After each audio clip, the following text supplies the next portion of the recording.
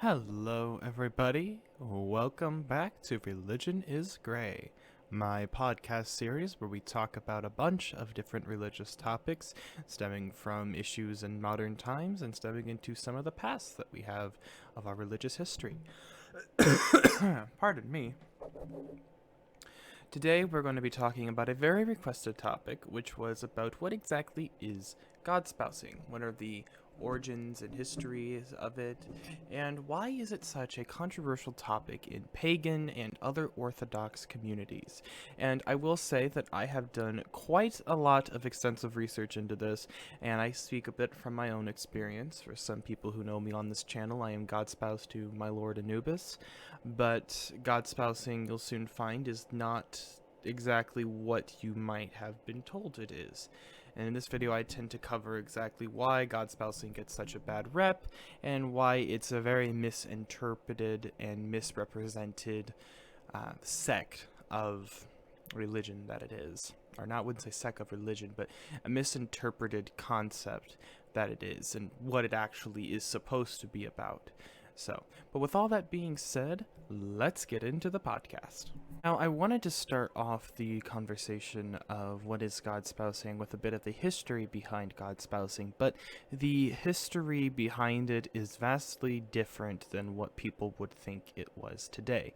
Godspousing has, by many accounts, been around for as long as any religion itself has been around. The act of godspousing is more than just being married to a god in an erotic sense. It's more than being married in a partner sense. And a lot of modern day people and modern day pagans who claim to be godspoused seem to forget the true meaning behind it. Godspousery is, well, basically on paper, is just an appointment to monkhood or nunhood, depending on your gender. As someone who is godspoused to Anubis, my godspousery to Anubis is more than just an erotic fantasy that I have with Anubis, or is more than just an erotic relationship. The reason I'm godspoused to Anubis is because I resign personally with Anubis and what he stands for and who he is as a god. A lot of people nowadays, when they claim to be godspoused, are only godspoused for erotic purposes, which is the exact opposite of what godspousery was supposed to be for originally. Now, if you are interested in being godspoused, I'll kind of talk about that a little bit more in the video.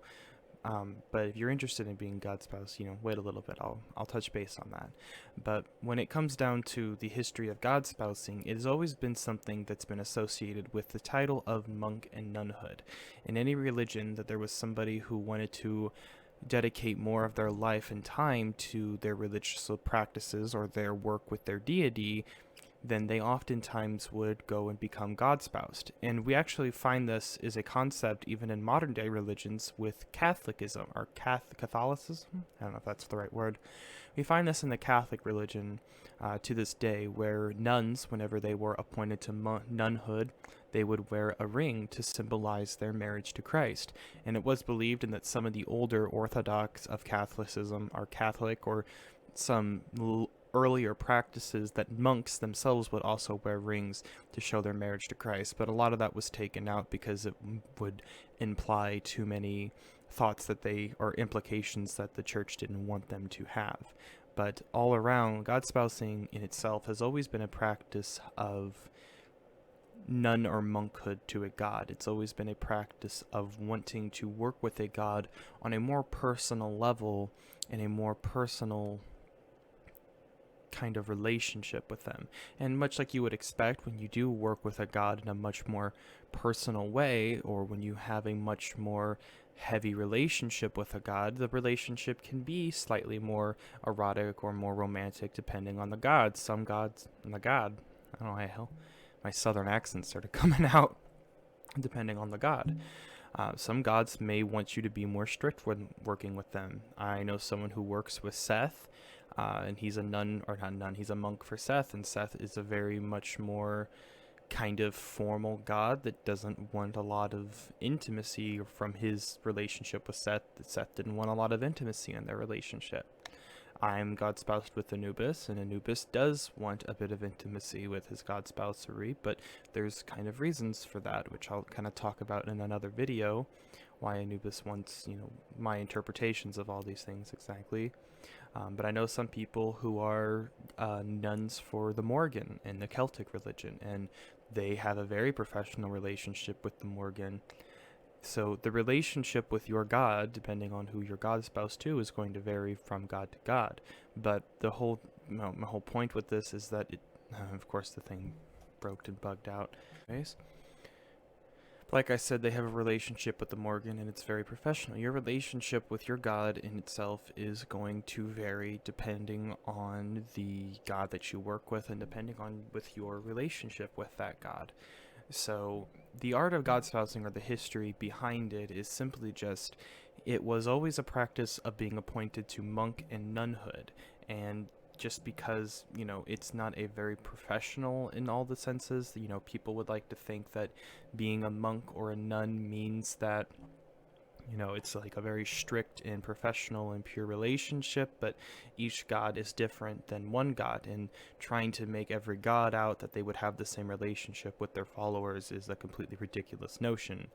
Gods are different, and gods want different things from the people who devote themselves to them, so it's not out of the picture that some gods might want a more erotic or more intimate kind of relationship than what another god might want.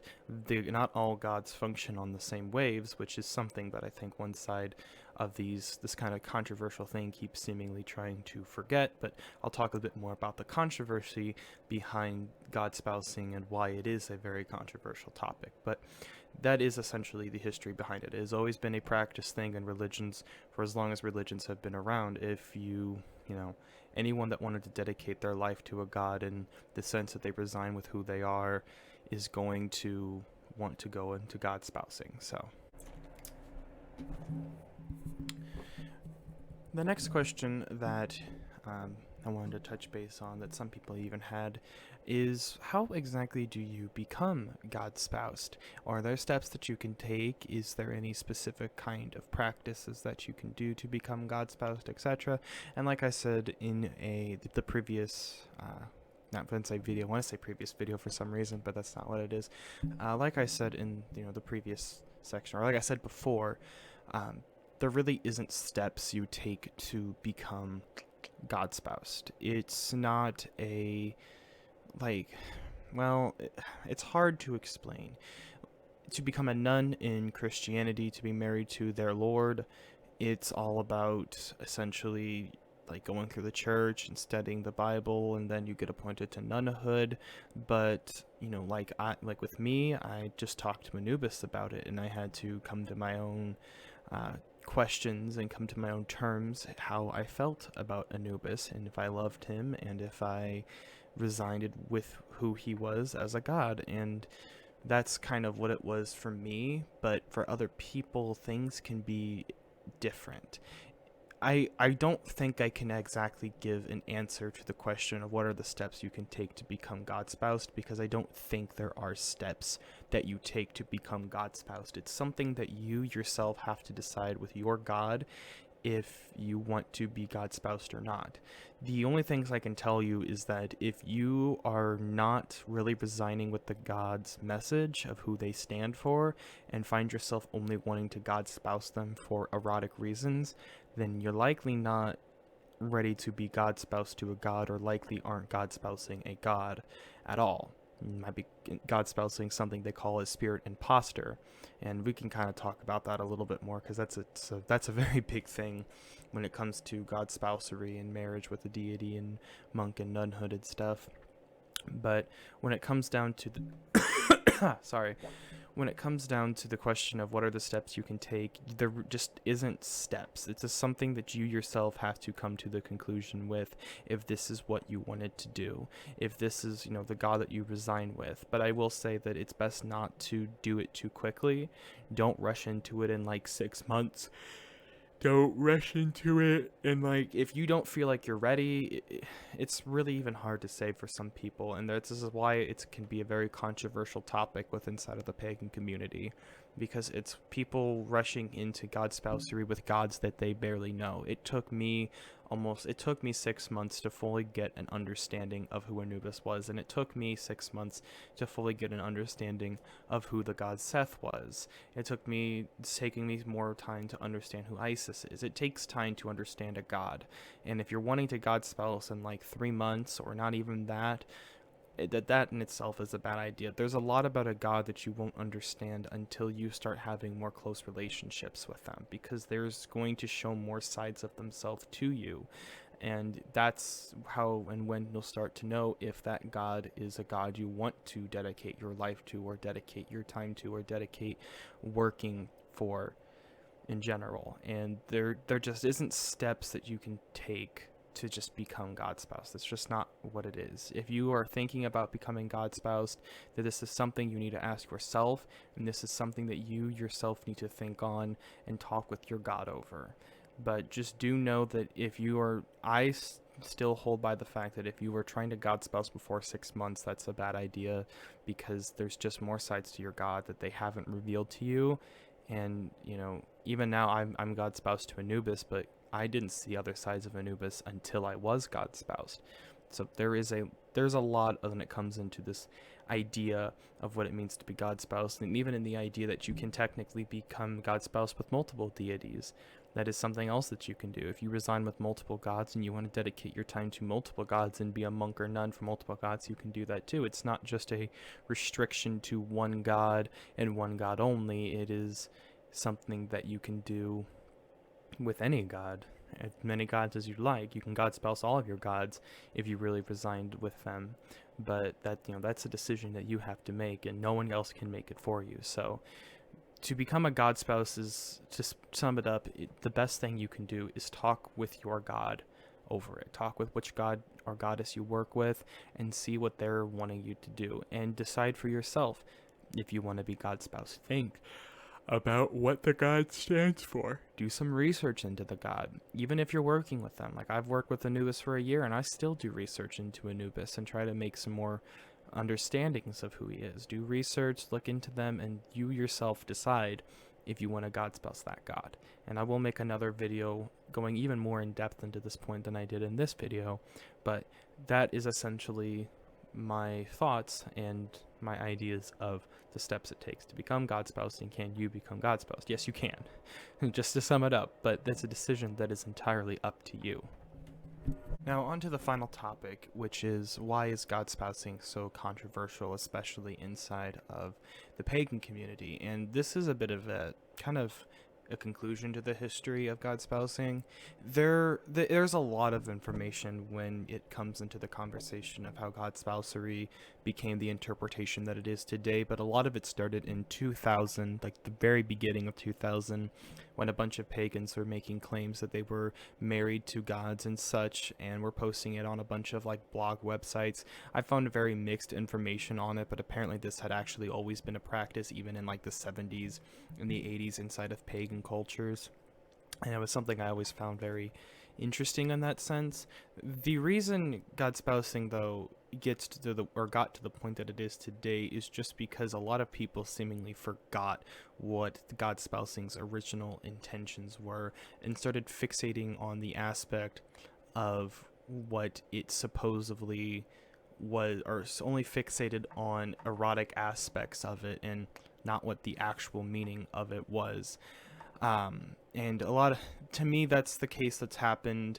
A lot of people might argue and debate with that notion, stating that, the eroticy is exactly what it's supposed to be about. I would rebuttal against and say it never was that, but, that's just kind of how debates and stuff work. The number one reason pagans hate it, or a lot of older pagans, or even some modern pagans hate it, is because the notion of what it is very ridiculous. An idea that you're married to a god, and this god, shares romantic relationships with you, and it's like a partnership, and a lot of times they see it as disrespect to a god. And like I said in the very beginning of my video, it's a very misinterpreted concept. People think that it's just this marriage to a deity, but it's anything but just a marriage to a god. It's a dedication to a deity, and just because there's an erotic aspect of that relationship doesn't mean that it's a disrespect. It just means that that's how the other god, or that's just how the god is when you are more personal with that god because you do more work with them. But as much as, they have a misskewed conception of God spousing, it's the same on the other end. The other end also has a tendency to think that God spousery is a fixated aspect on erotic fantasies that you have with a god. And I have on many occasions talked to people who are God spoused, and they'll tell you everything about how hot and sexy and amazing their god is, but they'll never tell you what their god stood for. You can ask them, what does your god stand for? And they'll give you a very loose conception of their god. And I've always noticed it was like the same thing with Loki. Oh, he's a trickster god, but he's very romantic and flirtatious. Well, if you're God spoused to this god, give me your understanding of this god. You have to give a more bigger understanding than just the loose interpretation of the religious text that states what they are. If you ask me, what is your interpretation of Anubis, or what kind of god is Anubis, I'm going to tell you that regardless of what the ancient Egyptian text says, Anubis is a god of death, and Anubis is a very intimidating and masculine and dominant god, but he's also that because he is an embodiment of death. And what the fuck was okay, anyways, continuing on. I tell you that he is an embodiment of death. He is a god that, sorry about that, there was like a weird,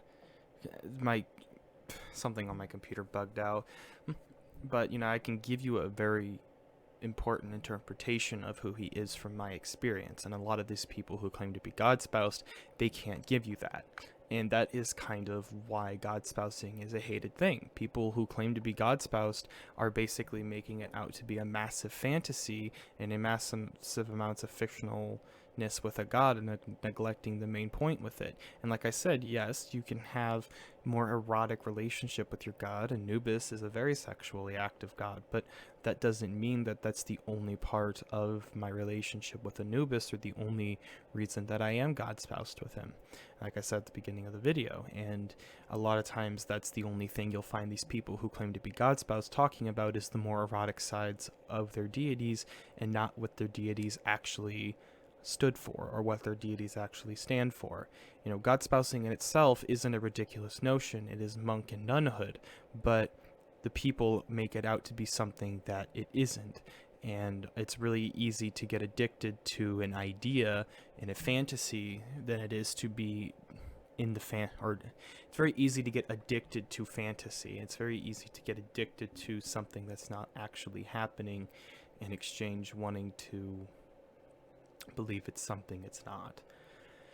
So, but like I said, the reason it's really hated is it's a two-way kind of street when it comes down to why it's hated. It's hated for good reasons, because both sides just don't understand what it is, and it really developed and evolved into a very different concept based on people not understanding what it is. And even if there are people who fixate more on the romantic side of their god spousery, I mean, like, there are gods who have a bit more sexual, natures in them. The goddess Isis was one of them. I know a few people who are god spoused to Isis, or are nuns for Isis, and they can be a bit, I wouldn't say a bit more sexual than usual. I mean, Cleopatra was supposedly one of them. And essentially, there's nothing wrong with that, and that's just how the goddess is. So, but all in all, it's a very hated topic, or it's a very controversial thing in the pagan community, because it is just seen as fantasy, and it is very misunderstood in both sides of the community, and it has been ever since the early 2000s, when this stuff started to kind of happen and the invention of the internet effectively was happening. So that is the reason why it is a very, very controversial topic inside of the pagan community. But I do want to say that you don't have to justify yourself to anyone in the end of the day. Even, I'm God spoused to Anubis, but I'm just waiting for the time someone to tell me that, you can't be God spoused to a male god and have a sexual relations with him, because that's just not the way the world works. And I'm waiting impatiently for that day. Hold on.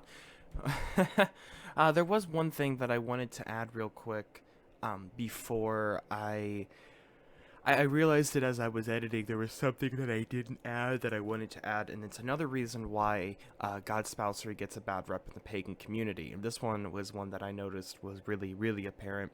And it is the fact that a lot of people who claim to be Godspoused oftentimes have a sense of entitlement now. I've heard from many instances of people who claim to be God's spouse start to almost try to dictate how they think the God is, or try to dictate that their experiences and their opinion or idea of the God is the only definitive truth of the God. Basically, what happens is, like, a lot of people, when they're God's spouse, start trying to act as if they are speakers for that said God. And the issue always is that, people don't like essentially being told that, this, or you're not working with my God, I only work with my God. And effectively, it's just a real high sense of entitlement that people have, where they start thinking that they now can dictate how other people view or how other people work with that God. And that was the other issue that a lot of people have. And I've noticed on multiple occasions that people who work with, like, a deity, who work with those gods, or who claim to be on those high powers, or who claim to be, have a lot of power with that said God, I've always noticed one thing, and that is the fact that they always want to pretend that they are a lot more than they actually are. And as someone who is God's spouse to Anubis, I only go off of my interpretation and off of my experience. I don't ever try to preach that what I have experienced is the only truth, and because I understand that Anubis and all the other gods work in very odd ways, so you can't really just say something along the lines of there's only one way to work with a god, because that's just not how it is. And sometimes those people who claim to be God's spouse will do things like that. But I just wanted to kind of bring that out and to say that. And I also want to say that there are some people who think that because they're God's spouse, they are the reincarnated version of that said God's spouse. I've noticed on a few occasions that people are like, I'm God's spouse to Anubis, so I am the reincarnation of Anpu, or of his wife Anpu, or Basset, depending on which translation you read, or Wepaweta, depending if you read the one translation where his brother is his wife. I don't even honestly know. There's so many different versions of the Egyptian mythology, but you can check a bit more about that out on some of my earlier podcasts. But yeah, I just want to come on here and kind of say something along those lines to help people understand another reason why it's a very controversial and hated thing in the pagan community. Anyways, thank you guys for coming out today. This was the episode on what is Godspousery and why is it so controversial. I hope I covered everything. If you guys have any questions, do feel free to ask in the comment sections, and I will always try to answer to them. Also, heads up, I will be getting a Patreon account set up, so you guys can, subscribe onto that if you want. It won't be a real expensive Patreon account. I'm mostly looking to do this just because I want to dedicate more time to YouTube, and I can't because, I have to also spend time with my job, and I'm exhausted because I work a farm job. So any money that you guys could donate on that is greatly appreciated. But either way, thank you guys for tuning in today, and I hope I see you all in the next video.